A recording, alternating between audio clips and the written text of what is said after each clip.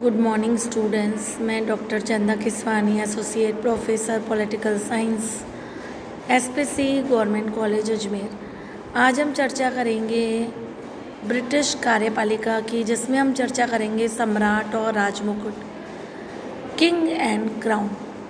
जैसा कि हम जानते हैं कि ब्रिटेन में संसदीय शासन व्यवस्था है और संसदीय शासन व्यवस्था में कार्यपालिका के दो प्रधान होते हैं, एक तो औपचारिक प्रधान और दूसरा वास्तविक प्रधान।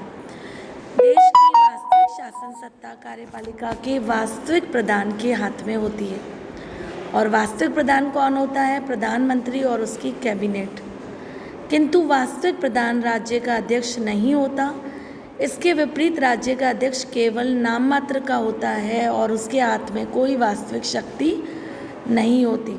तो इंग्लैंड में सम्राट का पद जो है वो नाम मात्र का है और उसके हाथ में किसी प्रकार की कोई वास्तविक शक्ति नहीं है। हम बात करेंगे किंग एंड द क्राउन की। सम्राट वह व्यक्ति होता है जो एक विशेष समय पर ब्रिटिश राज्य के प्रमुख पद पर आसीन होता है, और राजमुकुट राजशक्ति का प्रतीक होता है जिसे सम्राट अपने सिर पर धारण करता है। प्राचीन काल से इस प्रकार की प्रथा चली आ रही है कि सम्राट पदधारी व्यक्ति के द्वारा जब विधिवत समारोह के बाद जब राजमुकुट धारण कर लिया जाता था, तभी से उसे शासन की समस्त शक्तियाँ प्राप्त होती थी। इस प्रकार राजमुकुट राजशक्ति का प्रतीक था। लेकिन प्राचीन काल में सम्राट और राजमुकुट का बीच का जो अंतर था वो वास्तविक नहीं था, क्योंकि सम्राट राजमुकुट था और राजमुकुट सम्राट। किंतु वर्तमान समय में जबकि ब्रिटेन में वास्तविकता की दृष्टि से राजतंत्र के स्थान पर लोकतंत्र की स्थापना हो गई है और सम्राट और राजमुकुट का अंतर निश्चित रूप से महत्वपूर्ण हो गया है, और इसे जाने बिना तो हम ब्रिटिश संविधान का यथार्थ ज्ञान प्राप्त कर ही नहीं सकते। ग्लैडस्टोन के शब्दों में अंग्रेजी संविधान के साहित्य में अनेक सूक्ष्म अंतर हैं, पर उनमें से इतना अधिक महत्वपूर्ण कोई नहीं जितना कि महत्वपूर्ण सम्राट और राजमुकुट का है। सम्राट और राजमुकुट के अंतर का महत्व, अगर हम ये देखें कि सम्राट और राजमुकुट के अंतर का क्या महत्व है, तो हम यही देखेंगे कि शासन पद पर ब्रिटेन ने अपनी यात्रा एक निरंकुश राजतंत्र के रूप में प्रारंभ की थी, किंतु ब्रिटेन में आज लोकतंत्र है। राजतंत्र से लोकतंत्र की दिशा में ब्रिटिश संविधान का जो विकास हुआ है, उसका सीधा साधा रूप यही है कि व्यक्ति रूप में राजा को जो शक्तियाँ प्राप्त थी, उसे संस्था रूप में राजमुकुट को प्राप्त हो गई है।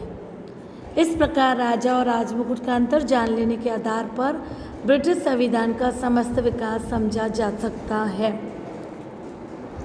अब हम ये देखेंगे राजमुकुट क्या है। राजमुकुट जो राजा अपने सिर पर धारण करता है, अर्थात राजमुकुट राजसत्ता का वह प्रतीक है जिसे सम्राट राजपद ग्रहण करने के समय अपने मस्तक पर धारण करता है। किंतु वर्तमान समय में राजमुकुट ने एक संवैधानिक अर्थ प्राप्त कर लिया है। इस संवैधानिक अर्थ में राजमुकुट एक संस्था है जिसे व्यक्ति रूप में सम्राट, कैबिनेट, लोकसभा, सेवाएं और वे सभी हैं जिनके द्वारा प्रशासनिक सत्ता का उपयोग किया जाता है।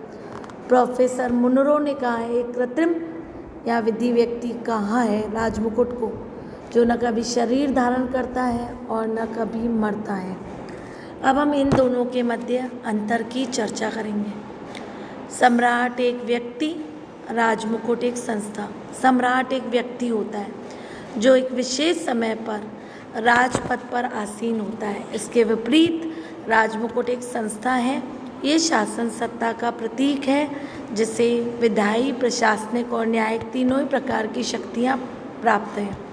इस संस्था के रूप में राजमुकुट के स्वरूप को स्पष्ट करते हुए ऑगर जिंक लिखते हैं, संस्थागत राजा एक प्रकार की कल्पना है जो कि संप्रभु, मंत्रिमंडल और संसद की वास्तविक सर्वोच्च सत्ता के विलक्षण संगम के पीछे निहित है।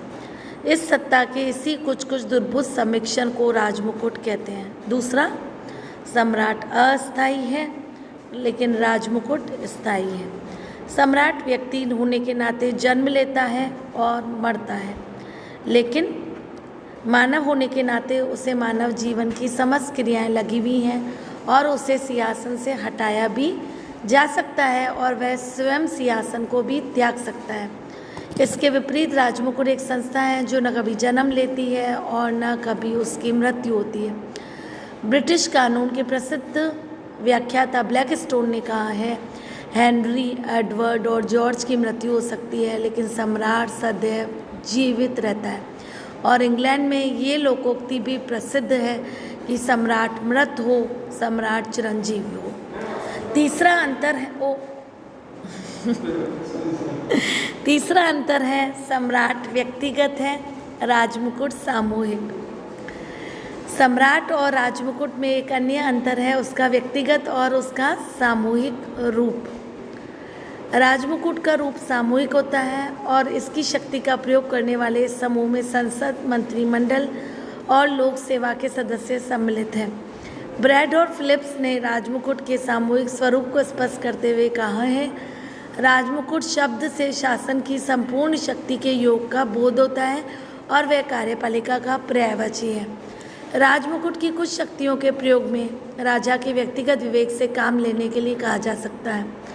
कुछ का प्रयोग राजा मंत्रियों के पूर्ण दायित्व पर करता है क्योंकि कानूनों पर आधारित अधिकांश शक्तियां मंत्रियों को ही प्राप्त हैं और यद्यपि इनका प्रयोग राजा के नाम पर किया जाता है तथापि मंत्रिमंडल ही सरकारी तौर पर उसका वास्तविक प्रयोग करते हैं। चौथा, वास्तविक प्रशासन में सम्राट शक्तिहीन है और राजमुकुट शक्तिशाली। भूतकाल में सम्राट शक्तिशाली था किंतु प्रजातंत्र की दिशा में संवैधानिक विकास के साथ साथ सम्राट की शक्तियों का ह्रास हो गया और सम्राट के हाथ से शासन की शक्ति निकलकर मंत्रिमंडल और सम्राट को प्राप्त हो गई। वर्तमान समय में वास्तविक प्रशासन में सम्राट को कोई शक्ति प्राप्त नहीं है किंतु राजमुकुट एक संस्था है जिसमें सम्राट के अतिरिक्त मंत्रिमंडल और संसद भी सम्मिलित है। अतः व्यक्ति रूप में सम्राट के हाथ से शक्तियाँ निकलकर राजमुकुट संस्था को प्राप्त हो गई हैं और राजमुकुट सर्वशक्तिशाली है।